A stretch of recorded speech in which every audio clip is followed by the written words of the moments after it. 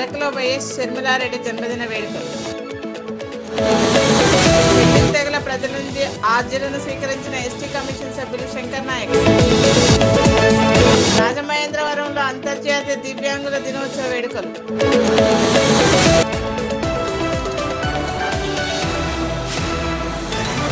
అనకాపల్లిలో ధనుర్మాసం వేడుకలు ఘనంగా ప్రారంభమయ్యాయి. మత్స్యావతారంలో శ్రీ వెంకటేశ్వర స్వామి భక్తులకు దర్శనమిచ్చారు. ఆంధ్రప్రదేశ్ రాష్ట్ర అర్చక ఎగ్జామినర్ రేచేటి గోపా అప్పలచారిలు ఈ వేడుకలను ప్రారంభించారు. వచ్చిన భక్తులతో ఆలయ ప్రాంగణం అంతా ఆధ్యాత్మిక శోభను సంతరించుకుంది. అరకులోయ కాంగ్రెస్ పార్టీ కార్యాలయంలో పిసిసి అధ్యక్షురాలు వైఎస్ షర్మిలారెడ్డి జన్మదిన వేడుకలు ఘనంగా నిర్వహించారు. ఈ సందర్భంగా ఏపీ కాంగ్రెస్ పార్టీ ప్రధాన కార్యదర్శి పాచిపెంట శాంతకుమారి మాట్లాడుతూ వైఎస్ షర్మిలారెడ్డి వల్లనే రాష్ట్రం అభివృద్ధి పదంలో నడుస్తుందని చెప్పారు. ప్రజలు కాంగ్రెస్ పార్టీని ఆదరించాలని కోరారు. రాష్ట్ర నలుమూలల్లో కూడా ఈ జన్మదినాన్ని పురస్కరించుకుంటూ వైఎస్ షర్మిలారెడ్డి గారు ఆంధ్రప్రదేశ్ రాష్ట్రానికి పాదయాత్రతో స్టార్ట్ చేసి చరిత్రగా మిగిలిపోయే విధంగా తండ్రికి తగ్గ కుమార్తె కూడా అదే బాటలో నడవాలని కోరుకుంటూ రాష్ట్రానికి ముఖ్యమంత్రి అవ్వాలని నా యొక్క ఆశాభావం, మా కాంగ్రెస్ పార్టీ శ్రేణుల ఒక ఆశయం. దేశానికి ఎన్నుముక్కగా రాహుల్ గాంధీ గారిని ప్రధానమంత్రి చేయాలని వైఎస్ రాజశేఖర్ రెడ్డి గారి యొక్క ఆశయాన్ని నెరవేర్చడానికి ఈవేళ షర్మిలారెడ్డి గారి కాంగ్రెస్ పార్టీలో ముందడుగు వేయడం జరిగింది. కనుక అదే బాటలో మనమందరం కూడా నడుచుకుందామని తెలియజేస్తూ మరోసారి మా యొక్క కాంగ్రెస్ పార్టీ నుండి, కాంగ్రెస్ కమిటీ నుండి హృదయపూర్వక జన్మదిన శుభాకాంక్షలు తెలియజేయడం జరుగుతుంది. రాష్ట్రంలో ఎస్టీలకు అండగా నిలిచి వారి సమస్యల పరిష్కారమే లక్ష్యంగా పనిచేస్తానని ఎస్సీ ఎస్టీ కమిషన్ సభ్యులు వాదిత్య శంకర్ నాయక్ అన్నారు. ఆర్ఎండ్బి అతిథి గృహంలో షెడ్యూల్ తెగల ప్రజల నుండి ఆయన అర్జీలను స్వీకరించారు. హక్కులను కాపాడడానికి కమిషన్ అండగా నిలుస్తుందని తెలిపారు.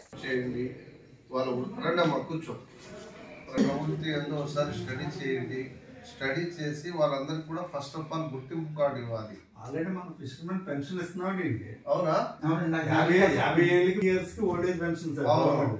50 ఏళ్ళకి fisheries department pension already eligible ముగ్గురు పెన్షన్ ఇస్తున్నాం. మరి ఇవ్వాలి అంటే ఇదంతా ప్రభుత్వాలు తీసుకోవాల్సినటువంటి నిర్ణయాలు, అధికారులు తీసుకోవాల్సినటువంటి నిర్ణయాలు.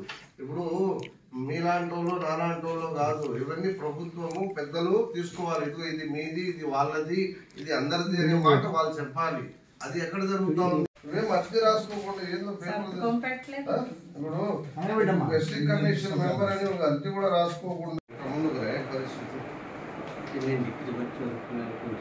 రాజమహేంద్రవరంలో అంతర్జాతీయ దివ్యాంగుల దినోత్సవం కార్యక్రమం జరిగింది. ఈ సందర్భంగా కలెక్టర్ ప్రశాంతి మాట్లాడుతూ రాష్ట్ర ప్రభుత్వం అర్హులైన దివ్యాంగులకు సామాజిక భద్రత పెన్షన్ కింద ఇంటి వద్దన 6,000 ప్రతి నెల అందిస్తున్నట్లు తెలిపారు. దివ్యాంగుల్లో ఉన్న సృజనాత్మక వెలుగు తీసి ప్రోత్సహించడం జరుగుతుందని చెప్పారు.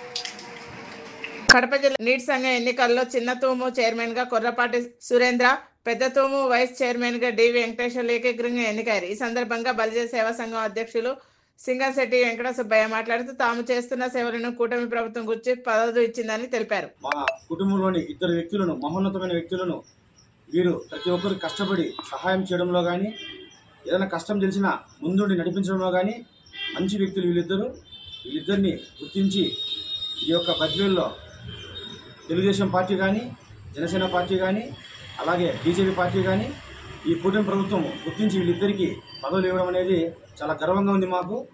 అలాగే మన తెలుగుదేశం విజయమ్మ గారికి ప్రత్యేక ధన్యవాదాలు. The one and only dynamic leader మా రితేష్ అన్న గారికి మా యొక్క బలిజ సంఘం తరఫున ప్రత్యేక హార్దిక శుభాకాంక్షలు తెలియజేస్తున్నాను. ఎందుకంటే మా సంఘం ఏర్పడిన తర్వాత మొట్టమొదటిగా వచ్చినటువంటి మహోన్నతమైన పదవులు ఇవి. మా యొక్క కష్టాన్ని బద్వేలో మేము చేసే కార్యక్రమాలను లాస్ట్ టైం మా డివిజన్లో చేసినటువంటి కార్యక్రమాలను ప్రతి ఒక్కటిని గుర్తుపెట్టుకొని దృష్టిలో ఉంచుకొని అతి త్వరలోనే ఈ పదవులు ఇవ్వడం అనేది జరిగింది. అందుకని మా రితేషన్నకు మా సంఘం తరఫున ప్రత్యేక ధన్యవాదాలు తెలుపుకుంటున్నామన్నా. సిపిఎం పార్టీ కడప జిల్లా 12వ మహాసభలు జనవరి 4-5 తేదీలో నిర్వహిస్తున్నారని సిపిఎం జిల్లా కార్యదర్శి చంద్రశేఖర్ తెలిపారు.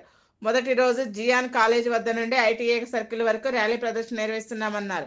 కడప జిల్లాలో ఉక్కు ఫ్యాక్టరీని ఏర్పాటు చేయించడంలో ప్రభుత్వం వైఫల్యం చెందిందని విమర్శించారు. ఈ మహాసభల్లో మొదటి రోజు 4వ తేదీ జియాన్ కాలేజ్ నుంచి ఐటీఐ సర్కిల్ వరకు కడప నగరంలో పెద్ద ర్యాలీ ఉంటుంది. ఆ తర్వాత బహిరంగ సభ నిర్వహించడం జరుగుతుంది. ఈ బహిరంగ సభలో సిపిఎం పార్టీ కేంద్ర కమిటీ సభ్యులు ఎంఏ కపూర్ గారు, సిపిఎం రాష్ట్ర కార్యదర్శి వర్గ సభ్యులు ప్రభాకర్ రెడ్డి గారు హాజరవుతారు ఉపన్యాసకులుగా.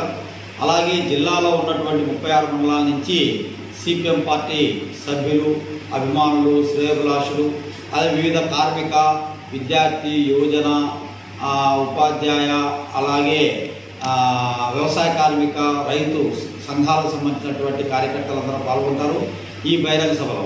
ఈ బహిరంగ సభ అయిన తర్వాత రెండో రోజు 5వ తేదీన జిల్లా మహాసభ ప్రతినిధుల సభ జరుగుతుంది.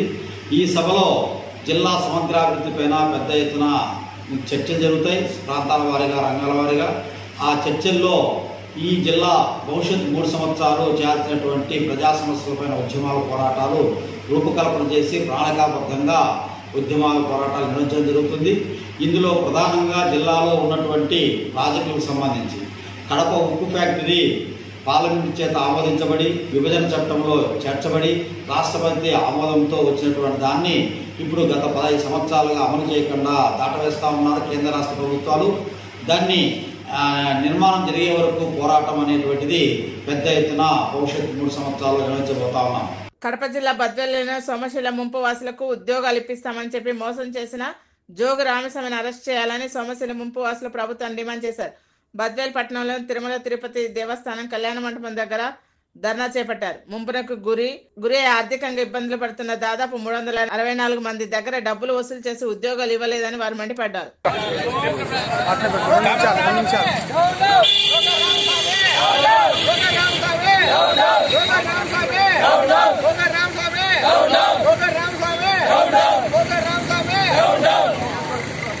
సింహాచల ప్రాజెక్టు ముప్పు బాధితులకు ముప్పుల బాధితుల దగ్గర డబ్బులు తీసుకొని డబ్బులు ఇప్పిస్తామని మోసం చేసిన బద్వేలు వాసు బ్రోకర్ రామస్వామి.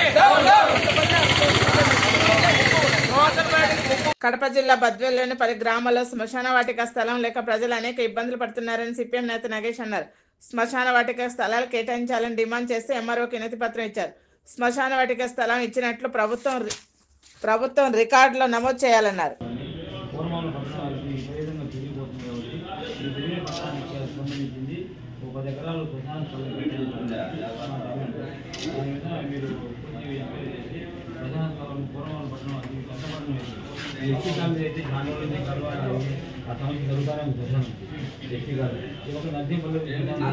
రాజమండ్రిలో దళిత యువకుడిపై జరిగిన సంఘటనపై ఢిల్లీలో ఎస్సీ కమిషన్ కు ఫిర్యాదు చేస్తామని మాజీ ఎంపీ మార్గాని భరత్ అన్నారు. కోటిలింగాల ఘాట్ నుండి 4th బ్రిడ్జి వరకు ఉన్న 15 ర్యాంపులలో డ్రైజింగ్ చేసి 800 లారీలు ప్రతిరోజు ఎమ్మెల్యే ఆదిరెడ్డి శ్రీనివాస్ అక్రమంగా తరలిస్తున్నారని ఆరోపించారు.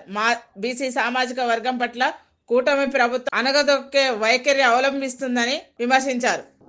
ఇటీవల మనం సంఘటనలు చూసాం. ఇదే రాజమండ్రిలో ఒక దళిత యువకుడి పైన పోలీసులని ఉపయోగించి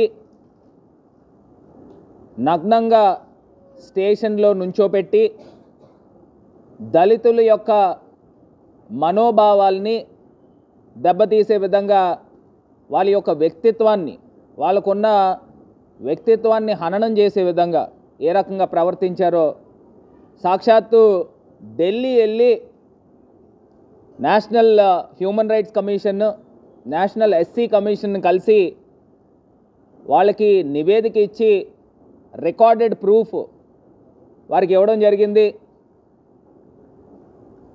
వాళ్ళు కూడా దాన్ని క్రైమ్ నంబర్ రిజిస్టర్ చేయడం కూడా జరిగింది. క్రైమ్ నంబర్ రిజిస్టర్ చేసి జనవరి 3వ వారంలో నేషనల్ ఎస్సీ కమిషన్ ఆంధ్రప్రదేశ్ రాష్ట్ర చీఫ్ సెక్రటరీకి, ఆంధ్రప్రదేశ్ రాష్ట్ర డీజీపీకి ఇద్దరికి నోటీసులు కూడా ఇవ్వడం జరిగింది. వీళ్ళిద్దరూ కూడా జనవరిలో ఇక్కడికి వచ్చి ఈ రాజమండ్రి ఘటన ఒకటే కాదు, రాష్ట్ర వ్యాప్తంగా ఎన్డీఏ గవర్నమెంట్ ఆంధ్రప్రదేశ్లో వచ్చిన తర్వాత ఏ రకంగా దాడులకు పాల్పడుతున్నారనేది ఆ అన్నాటిపైన వచ్చిన కంప్లైంట్లు అన్నాటిపైన విచారణ చేయబోతూ ఉన్నారు.